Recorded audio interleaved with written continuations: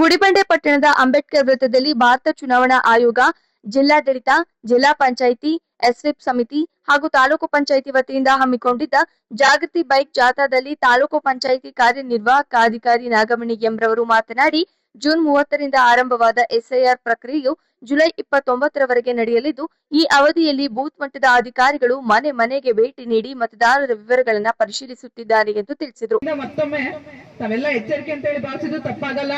ಯಾಕಂದ್ರೆ ಮುಂದಿನ ದಿನಗಳಲ್ಲಿ ಮತ್ತೊಮ್ಮೆ ಆಕ್ಟಿವಿಟೀಸ್ ನಡೀತಾ ಇರುತ್ತೆ. ಎಲ್ಲ ಇಲಾಖೆಯವರು, ಅಧಿಕಾರಿ ಮತ್ತೆ ಸಿಬ್ಬಂದಿ ವರ್ಗದವರು ಕಡ್ಡಾಯವಾಗಿ ಬರಬೇಕು, ಇಲ್ಲ ಅಂತಂದ್ರೆ ಪೀಪಲ್ ರೆಪ್ರೆಸೆಂಟೇಟಿವ್ಸ್ ಆಕ್ಟ್ ಅಲ್ಲಿ ನಿಮ್ ಮೇಲೆ ಆಕ್ಷನ್ ಮಾಡೋಕ್ಕಾಗುತ್ತೆ.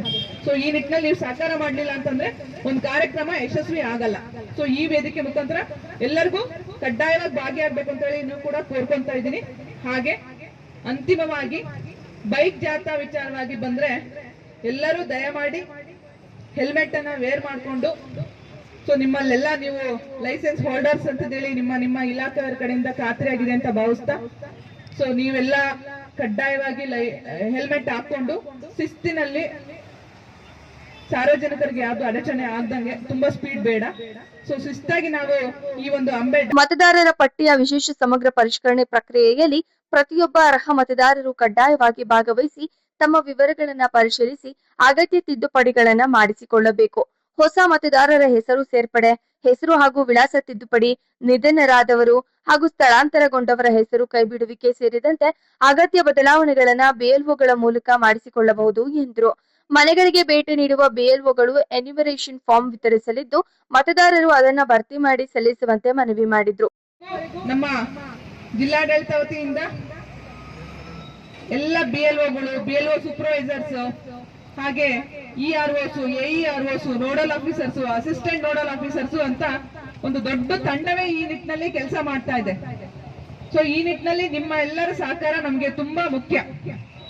ಇನ್ನೊಂದು, ನಮ್ಮ ಬಿಎಲ್ಒಗಳು ಅದು ಫಾರ್ಮ್ ಫಿಲ್ ಮಾಡ್ಬೇಕಾದ್ರೆ ಸಂಪೂರ್ಣವಾಗಿ ಸ್ವಚ್ಛವಾಗಿ ಕಾಣಿಸೋ ರೀತಿ ನೀಟಾಗಿ ಬರಿಬೇಕು. ನೀಟಾಗಿ ಅದನ್ನ ಕಂಪ್ಲೀಟ್ ಆಗಿ ಸೈನ್ ತಗೋಬೇಕಾದ್ರೆ ಅದು ನೀಟಾಗಿ ಕಾಣೋಗೆ ತಗೋಬೇಕು. ಮತ್ತೆ ಅವ್ರು ಉದಾಹರಣೆ ತಮ್ ಪ್ರಿಂಟ್ ತಗೊಂತಾರೆ, ಸೈನ್ ಮಾಡಕ್ ಬರ್ದಿಲ್ದಾರ್ದು ಅರ್ಧಂಬರ್ಧ ತಮ್ ಪ್ರಿಂಟ್ ತಗೊಂಡ್ರೆ ಮತ್ತೆ ಅಲ್ಲಿ ಅಪ್ಲೋಡ್ ಮಾಡಿದ್ರು ಕೂಡ ಅನಾಮಲಿ ಅಂತ ಹೇಳಿ ಅದು ರಿಜೆಕ್ಟ್ ಆಗ್ತಾ ಇದೆ.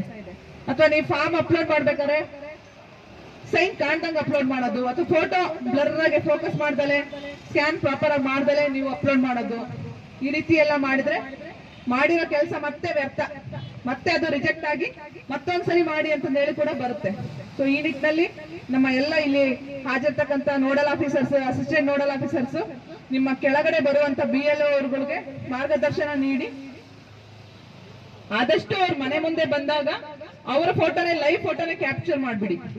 ಇಲ್ಲ ಅಂತ ಹೇಳಿದ್ರೆ ಫೋಟೋದಿಂದ ಫೋಟೋ ಮಾಡ್ಬೇಕಾದ್ರೆ ನೀಟಾಗಿ ಫೋಕಸ್ ಮಾಡಿ ಕ್ಲಾರಿಟಿ ಇರುವಂತ ಫೋಟೋನ ಕ್ಯಾಪ್ಚರ್ ಮಾಡಿ ಅಂತ ಹೇಳಿ ಕೊಡ್ಕೊಂತೇವೆ.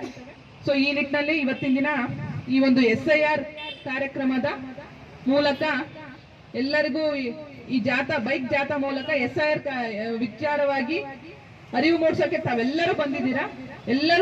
ಎಲ್ಲರಿಗೂ ನಾವು ಮತ್ತೊಮ್ಮೆ ಅಭಿನಂದನೆ ಸಲ್ಲಿಸಬೇಕು ಅಂತ ಹೇಳಿ ಈ ಸಂದರ್ಭದಲ್ಲಿ ವಿವಿಧ ಇಲಾಖೆಗಳ ಅಧಿಕಾರಿಗಳು ಹಾಗೂ ಸಿಬ್ಬಂದಿ ಉಪಸ್ಥಿತರಿದ್ದರು. ವರದಿ ಮೊಹಮ್ಮದ್ ನಾಸರ್, ಗುಡಿಬಂಡೆ.